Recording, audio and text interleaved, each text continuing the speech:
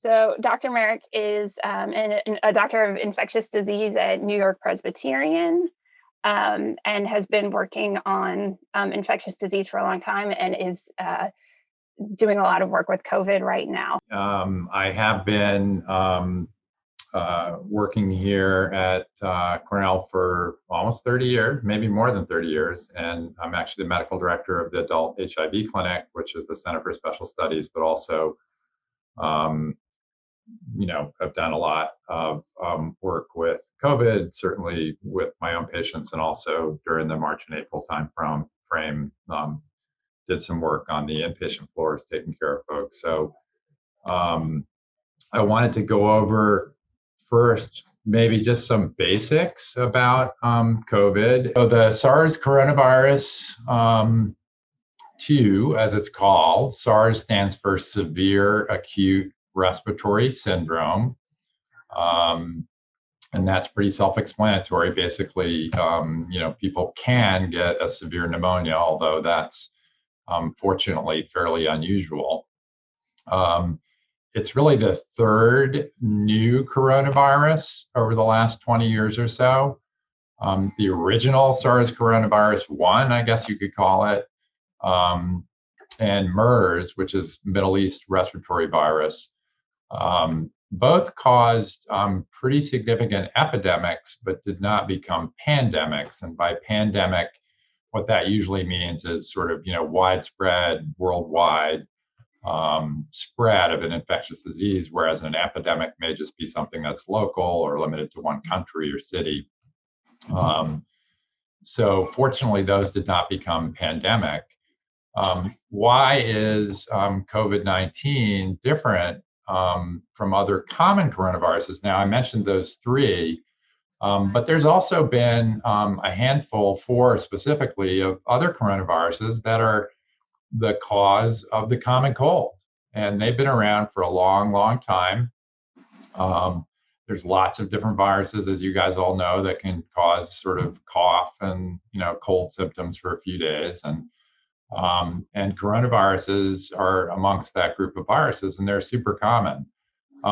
So what's different about this? Because it is in the same family. One of the biggest things that's different is that it's brand new. Okay, so none of us, our bodies haven't seen it, and that means our immune systems haven't seen it, and that means we have no immunity whatsoever to it. So that's always a bad thing. The other thing about it is that the way that it's constructed, as it were, it's very avid, meaning it really binds tightly to certain kinds of receptors on cells that are throughout the lower respiratory tract. And when we say lower, we mean the lungs, okay? Lots of times we have upper respiratory infections, but this one can get into the lungs. There's different kind of cells that fight off COVID-19. B cells make antibodies. T cells fight the virus directly. And that's kind of important because actually some of the older coronaviruses might have stimulated some sorts of T cell responses, which we can't measure with any lab tests easily anyway. And so some people might have a little bit of protection, and that might be why we see, some people get very sick and some people get not as sick. The other very, very important thing about why this has spread so much is, unlike those other two I mentioned, the SARS original and MERS, COVID-19 can be transmitted, and frequently so, before people have symptoms. And that's super important, right? Because, MERS and the original SARS wasn't really contagious until people actually got sick. And when people get sick, usually they're like, I'm sick, I should stay home, I should stay away from people. And so the spread was a little less common. So that's one of the really big reasons why this spread and continues to spread, is both before people have symptoms and also people completely without symptoms can transmit the virus. So that's a big deal. Kids get they're much less likely to get the disease, fortunately. And, by kids, I'm saying sort of, let's say, under 15, particularly under 10. So they're not only less likely to get it, but they also, it seems, based on studies, are less likely to give it to other people, even if they do get it. So that's important in terms of school and so forth. And fortunately, um, the younger you are, the less likelihood there is that you'll get very sick. Now, there have been a few cases across the country of um, kids getting pretty sick with something called multi-system inflammatory disease, but fortunately, that's been pretty rare. And typically, we can treat that. The other thing I should say, as the year has gone on, is that we have gotten much, much better at treating the disease. And so people are actually doing a lot better. And we're seeing that in the second wave here in our hospital, where we're getting a lot of admissions, but unlike April and March, um, we're discharging a lot of people. So people are getting better, they're going out. So we're not kind of getting quite as overloaded as we did back then. We know that around the world and in this city, that this has disproportionately affected people of color. And the reason for that is pretty straightforward. It's decades, centuries of structural racism that has created inequality, both of wealth and access to healthcare. And there's no biological differences, why this should affect different people of different races and ethnicities any more than anyone else. It's really more about these structural problems with our system. There are some things, that people are looking at in terms of, if you have blood type O, are you less likely to get very sick? And some other things like that that play a role. And certainly, we all know that the older you are, the more risk you have. And it's not completely clear why that is, other than perhaps the immune system getting a little weaker and people being more likely to have other illnesses along with it. I wanted to talk briefly about the sort of new strains, because I know that people are almost certainly hearing about that on the news. And really, what those are is they're still the coronavirus, they're still COVID-19, but all viruses will change, will mutate a little bit randomly as time goes on. It's just what they do.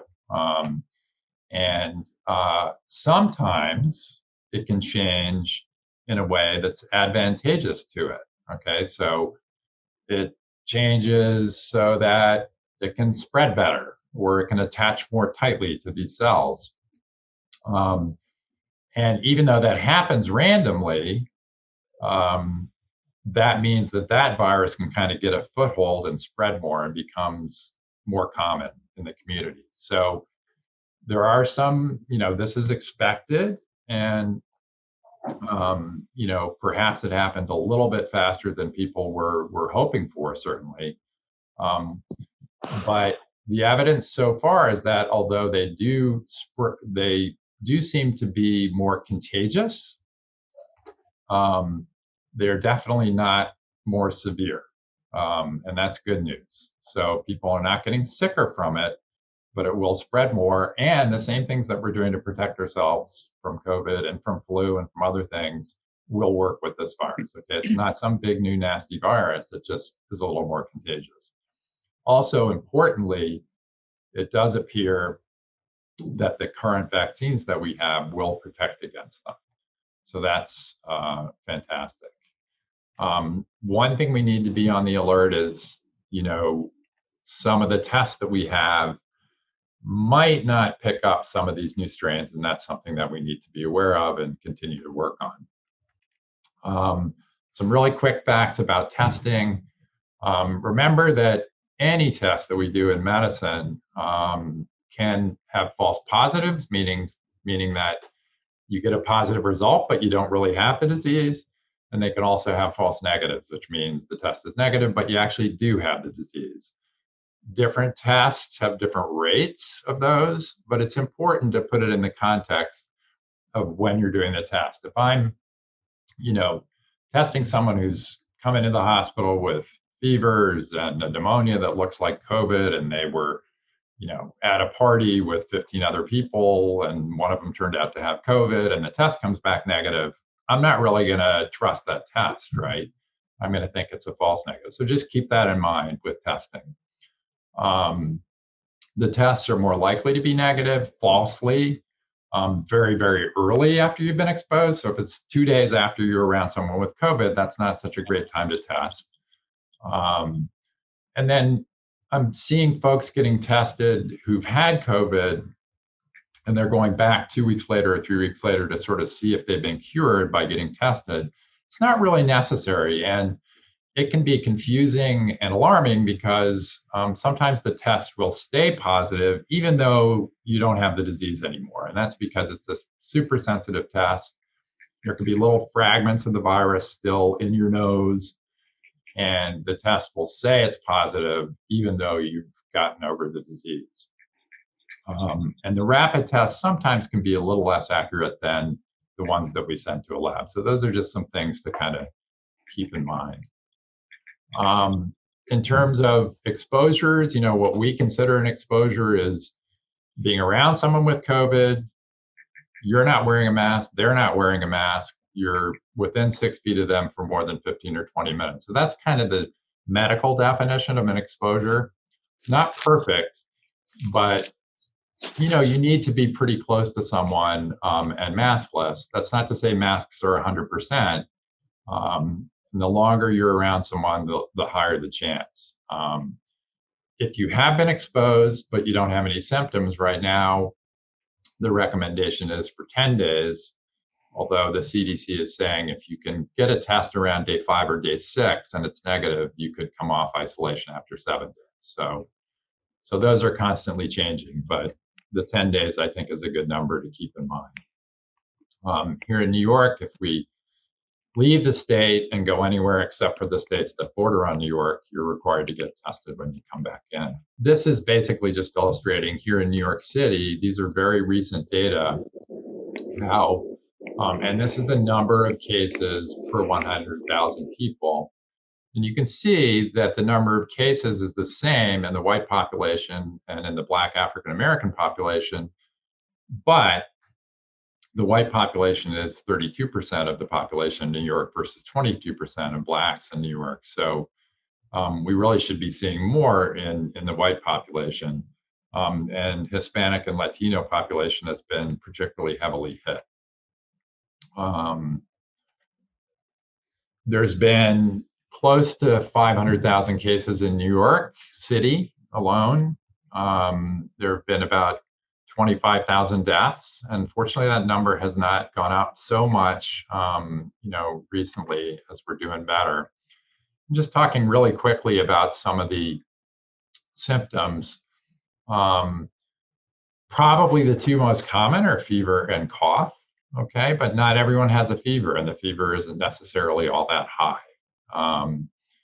You can have just the regular cold-like symptoms like congestion and a runny nose. One of the things that's really been interesting and unusual is that they noticed very early on that some folks were saying that they lost their sense of taste and lost their sense of smell. And these days, if that happens, even if someone doesn't have any other symptoms, we would consider that very much suspicious for COVID infection. You can have sore throat, you can have muscle aches and fatigue. Sometimes people may just have nausea, vomiting, and diarrhea, and that can be a little unusual because we can get those for other reasons. And they don't have the fever and the cough and everything else. That's particularly in younger folks, or it could be part of the whole illness. And then, of course, the thing that makes us want people to come get checked out at the hospital is if you get short of breath. So it can really affect a lot of different organ systems. And the symptoms can appear as early as a couple of days after you've been exposed, but the most common time frame is about 5 days. So if you get infected today, you're probably won't have symptoms for about 5 days. And also, it can take longer to develop symptoms as well. In terms of transmission, definitely the biggest risk of transmission is that close contact and that sort of coughing, talking, spraying droplets that you can almost see, these larger droplets that can only travel about 3 to 6 feet. Okay. And we're all doing it all day long, talking and spraying these droplets. And that seems to be the biggest risk of transmission.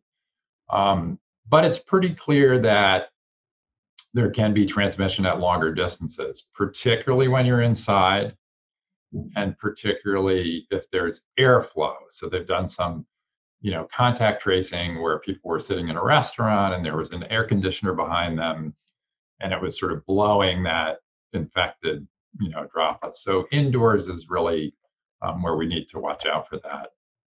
But it's certainly not something like measles, whereas measles, if I'm in a room and I've got measles and I'm coughing and sneezing, those little droplets can hang in the air for hours. And even if someone came into the room, 3 hours later, they might catch measles. That's a real sort of aerosol airborne transmission that we worry about. This is not that. We don't require here in the hospital to, empty out a room for hours on end, when someone's been in there. So the biggest risk is the contact.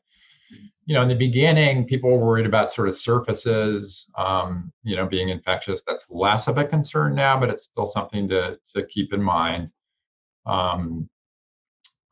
In the stool and in the urine, they've found the viral material, but that does not seem to be a big risk of infection. And obviously the eyes, the nose, and the mouth are the biggies. So how do we prevent it? Physical distancing, masks, washing our hands a lot, and particularly being careful about either avoiding indoor spaces or being masked when you're indoors. Just a couple of points I wanted to make. I made the point that most symptoms start about 5 days later. And also we talked about earlier the pre-symptomatic and asymptomatic. And probably almost half of infections are coming from people who have the disease but don't really have symptoms. So that's a pretty big deal. Coughing, sneezing, singing, talking, breathing, those have been a lot of super spreader events. The good news is that 9 days after you start to have symptoms, if you have COVID, it's extremely rare for live virus to be found in folks with COVID.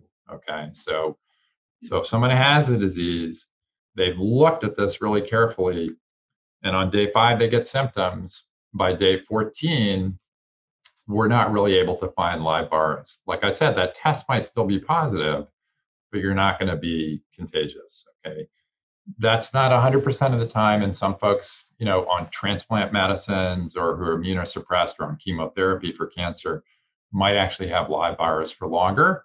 But in most cases, after that, 9 or 10 days after someone has symptoms. And people become less infectious every day after that day 5 of symptoms. So that's good news. Does not look like transmission from mother to baby at birth is common, rare in fact. And then this is to point out that most studies show that the rate of infection indoors versus outdoors is significantly higher. In some studies, 20 times as likely. Okay, so that indoors is really the big risk and something to keep in mind. So crowded indoor spaces make transmission easier. The longer you're in that space, the longer the risk of transmission. That airborne we talked about is theoretical, but it's really more likely to be those droplets and close spread, and so forth. A couple quick notes on pregnancy. Folks who get the disease during pregnancy may get a little sicker, but seem to do in the long run as well as everyone else. And in terms of HIV, the data is really all over the map. We don't think that the medicines for HIV protect people from COVID, although that was a question early on. But they're still looking at that. And, it may be people who are not on treatment with more severe HIV may do a little worse than others. But in general, people living with HIV who are on treatment seem to, do as well as everyone else. So it doesn't seem to be a huge difference.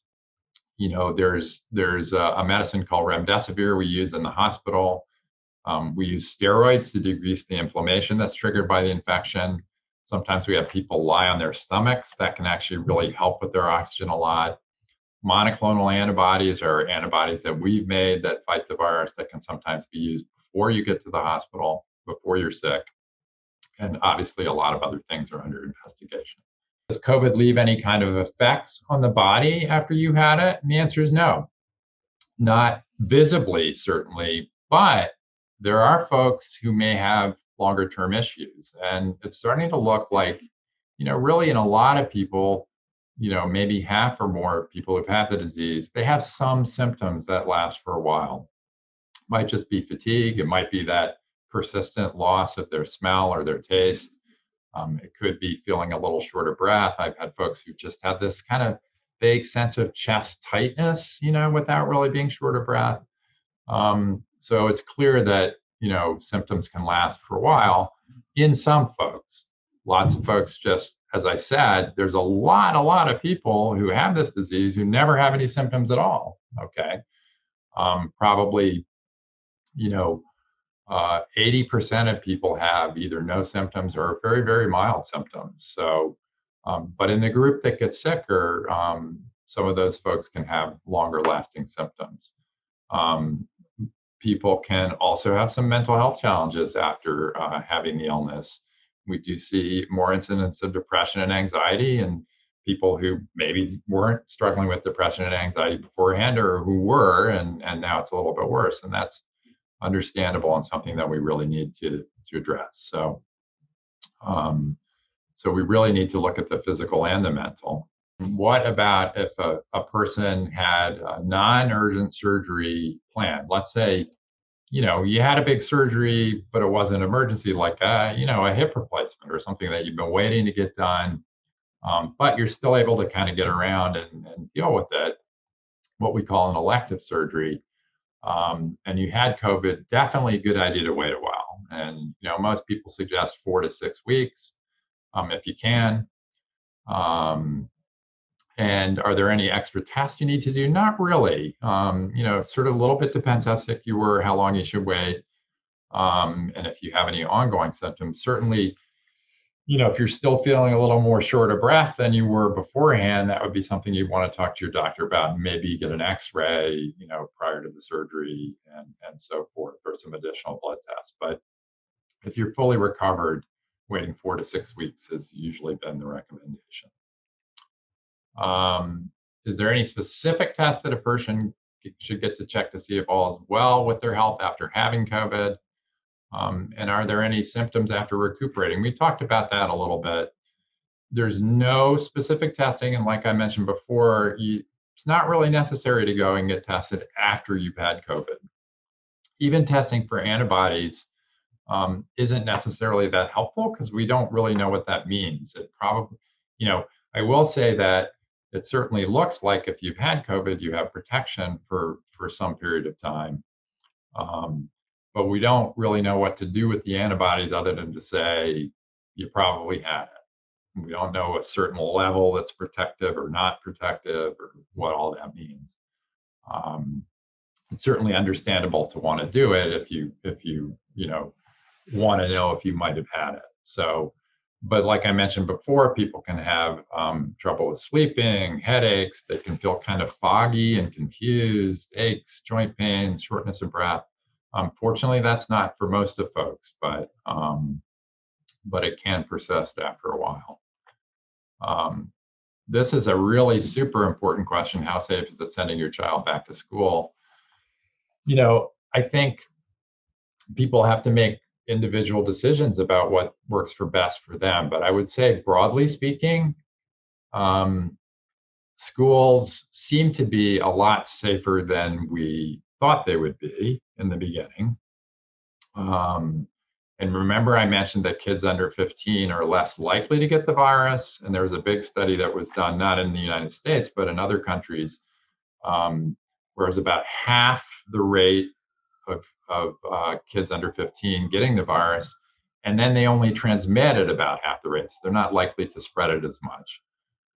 A lot of the cases that we've seen of teachers and kids testing positive, sort of who are going to school, those are infections they might have gotten just in their day-to-day life. Okay, we don't know that they got them at school.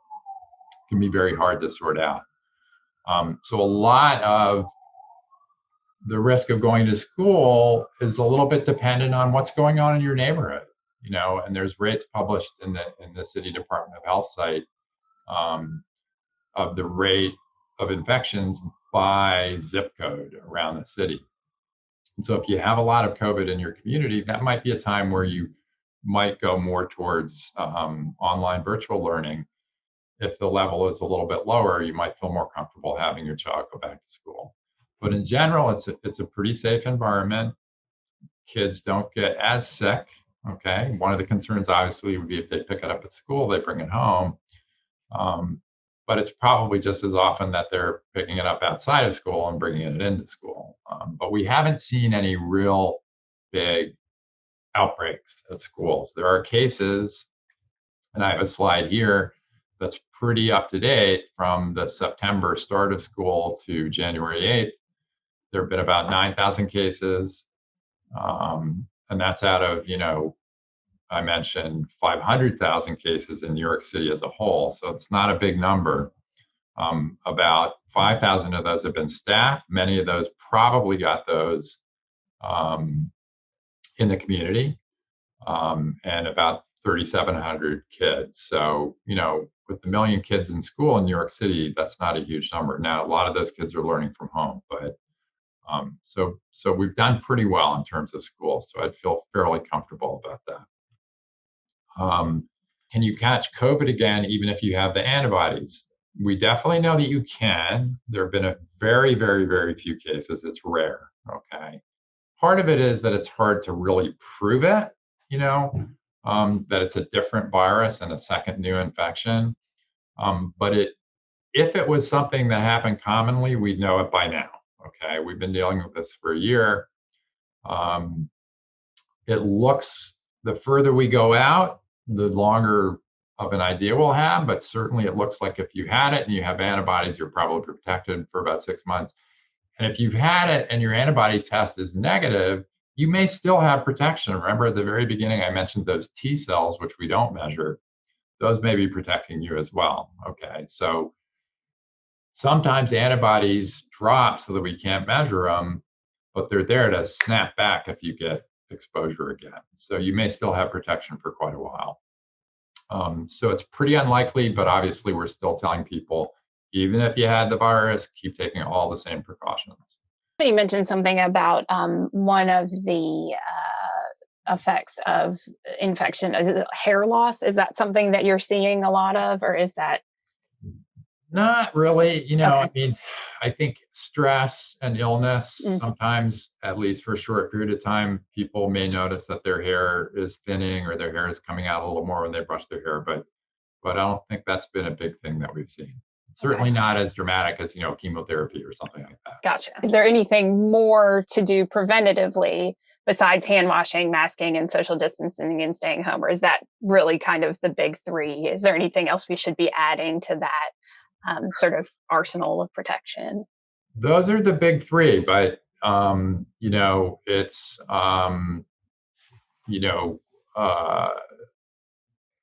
sort of there's a good model that's like taking a bunch of slices of Swiss cheese and standing them on edge. And even though you can get through any of those holes in the Swiss cheese, the more slices you have in a row, you keep running into actual cheese instead of running into the holes. So there's a layer of things we can do. The biggest things are masking, hand washing. remember, another huge thing is not spending a lot of time indoors and even masked, okay, around other people. If you're in a small room with 4 or 5 people, even if everybody's wearing masks and you're in there for a couple hours, there's a chance of someone spreading infection. Okay. One of the things that we saw in our hospital system in the beginning, fortunately not as much now, is naturally people during their lunch hour wanted to grab some lunch and sit in a room with their colleagues, and a lot of times they were pulling their mask down while they were eating, but also leaving it down. And we were seeing outbreaks just because of that. For the 45 minutes or an hour that folks were in a room, asymptomatic people without any symptoms, going unmasked just for that short period of time, we were seeing infections. So avoiding indoor spaces for prolonged periods of time. Subways seem very safe. So there's good air circulation on the subways. If you're on a crowded car, get off and try to find a less crowded car. But so far, again, we're not seeing big outbreaks that are tied to the subways and so forth. So those are the main things to work on, and then vaccine. That'll be another big thing. Do you encourage people to get tested regularly? I mean, or do you get tested if you have symptoms? Like, what's your sort of recommendation as far as kind of frequency of testing? Yeah, I mean, that's a great question. I myself got tested after I worked on the inpatient floors back in March and April, and I haven't been tested since. Okay.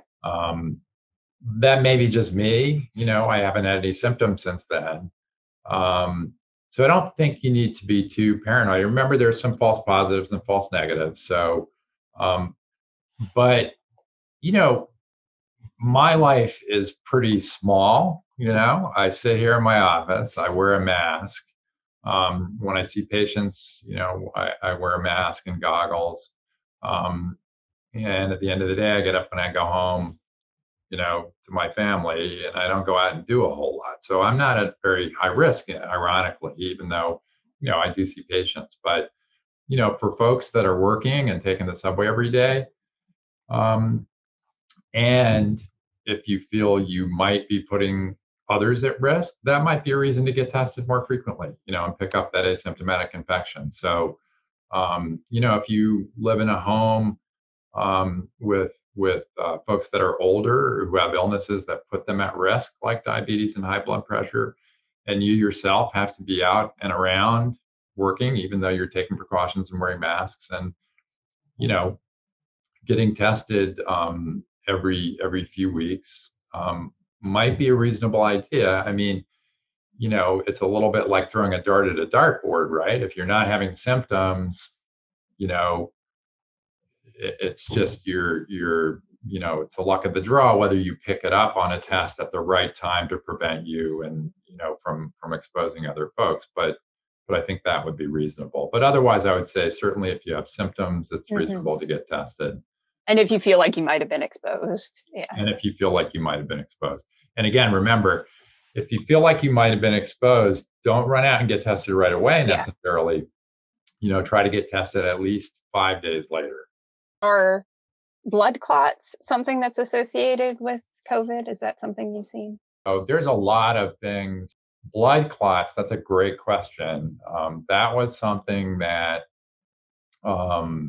we really was striking and remarkable in that March and April timeframe, right? I mean, anybody who's sick and hospitalized and lying in a bed is at risk of blood clots, but we were seeing people develop blood clots at a rate that was much more surprising. And that was, mostly in the people who were hospitalized and pretty ill. So very, very early on, we started developing protocols to put people aggressively on not just the regular sort of blood thinners that we give everyone who comes to the hospital who's kind of lying in a bed for 3 or 4 days, but almost treatment level. Like if you had what we call a deep vein thrombosis, which is that clot in the leg, we have medicines now that you can take by mouth that are pretty safe that thin the blood to treat that. And we were putting people on, depending on certain markers in the blood and how sick they were, we were putting people really on levels of those medications that would actually treat a clot in order to prevent clots. So why are we seeing that? It's probably related to this general inflammation. And one important point is, you can get a pneumonia from COVID. We all know that. But in a lot of the folks that went on to get very sick and ended up having to be on ventilators and have help with their breathing, a lot of that was because of not the virus itself and the pneumonia the virus caused, but what we call ARDS, which is a respiratory distress syndrome that comes from the inflammation that's triggered by this infection. And so your body, in trying to fight off the infection, kind of goes nuts. You have very high levels of inflammation that can actually damage the lungs and also damage the walls of the blood vessels and make it easier for clots to form.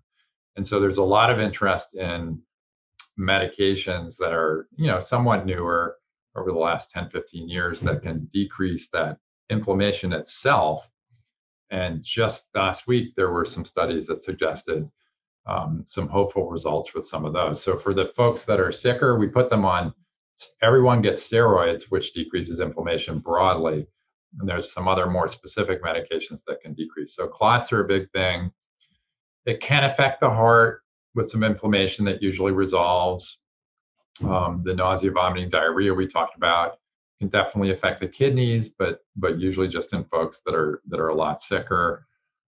We know the loss of taste and smell, but also people can have headaches, rarely strokes, again, from that inflammation. And there can be some skin findings as well, rashes and so forth. Somebody asked a question about spine pain after having COVID, and I imagine that might have something to do with that inflammation.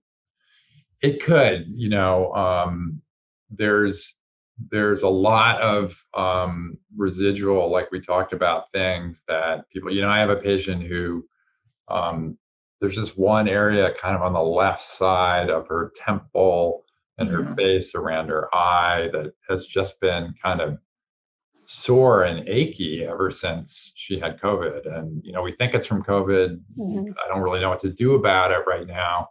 And hopefully it will get better as time goes on. But certainly, back pain or spine pain could be something that's residual from that. How long that sort of brain fog tends to last after COVID infection? In some folks, it has been going on for, 2, 3, 4, 5 months. I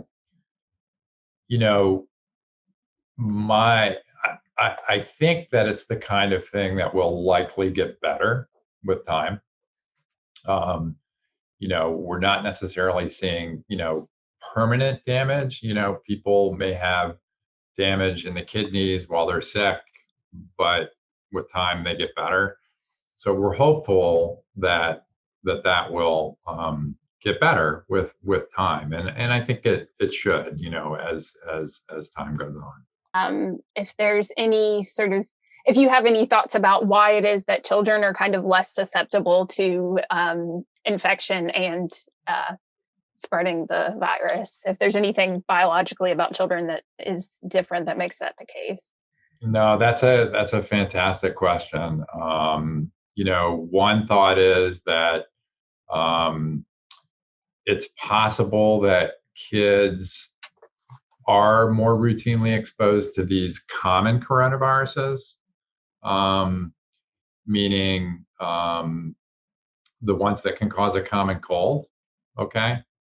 And that some of the immune response we talked about in the T cells, not the ones that make antibodies that we measure with that antibody test, but in the T cells, it's possible that, that gives them some protection. The receptors, the ACE2 receptor is the name of the receptor that's in the lung. It's in other cells throughout the body too. It may be that their receptors don't pick up the virus enough, but that's it's an interesting line of research. Do you think it's conceivable that we'll end up living in a world where COVID and the flu will coexist in the future, and we'll need to remain with the usual precautions and vaccinating for years to come? I think this is sort of like open people's eyes up to, potential other infections in the future. I just wonder what your thoughts are on that. Yeah, I mean, I think unfortunately, because of the fact that this is a new virus, and because of the fact that it spreads, in folks without symptoms, unlike that MERS and original SARS that I talked about, I think it's going to be with us for a long time. How many people get vaccinated? How long does it last? These are questions we don't know yet. And then if you have folks with natural immunity who got infected, you get to a point where it may become that every year we need to get a COVID vaccine, and they need to change it a little bit, like they change the flu vaccine every year. The rate of influenza this year is down 98%. That's interesting. The reason for that, we believe, is number one, people were more eager to get vaccinated, and a lot of people did get vaccinated. And number two, everybody's wearing masks and washing their hands. And if they're sick, they're staying away from people. Mm-hmm. And, there's nothing that wrong with what, particularly Asian societies have done for decades. If you're sick, stay away from people. Maybe if you're sick, but not that sick and you need to go to work, put a mask on when you're on the subway. I mean, hopefully it will be more acceptable to be respectful of the people around us, right? By saying, gee, and doctors are the worst at that. I've gone to work sick my entire career. But we need to rethink that a little bit, and we need to have, better policies that allow people to stay home and get paid when they're sick. So, but I think COVID's going to be with us for a while, but certainly not at the rate that it is right now. Any sort of plant or anything that you can have that can help filter the air that would make COVID, if there's anything like that in your home that would make change any of that? I haven't heard much about plants yet. I've had these plants in my office for decades, but there is some evidence that humidifiers might help a little bit. And the reason being that in the dry air, the droplets may spread a little bit more. So just humidifying that air during the winter, particularly where the air is so dry, might help a little bit on the margin. But haven't heard anything about plants. That would be great if it were true. Early on, when the pandemic had started, they were telling us to wear gloves. Is that something that has changed? Should we still be wearing gloves in public places? How does that work? Yeah, so that was a big thing early on because the original SARS in 2003 really was, even though it didn't really spread until people had symptoms, which was a good thing, it spread on surfaces pretty effectively. So we had that situation where people coughed into their hand and then opened a door, and someone came along and touched the doorknob and they got it. There's been a lot of studies looking at, well, how long can the virus last on metal and plastic and this and that? And good cleaning is a good thing if someone's had COVID. But I think if you're careful when you're out, and if you're touching stuff or riding the subway or whatever, might not be a bad idea to throw on some gloves if you have them and then throw them away. But if you have a little hand sanitizer and you make sure that while you're on the subway, you're not rubbing your eyes or, rubbing your mouth. I think if you just wash hands and so forth, and, we're not worried about, groceries and packages and so forth. There just haven't been any cases. I mean, you can do all the studies you want trying to grow a virus from certain surfaces, but a year into this, when we haven't seen a lot of cases that are really thought to be from surfaces, we're a little more comfortable with that. But there's no reason not to use them if it makes you feel more secure and comfortable. And become the experts in your community so that you can, all of you folks, Exactly. I think it's fantastic that you're really, trying to get a, handle on all this, and you can really provide a huge service to educating family, friends, Yeah. um, about what's going on.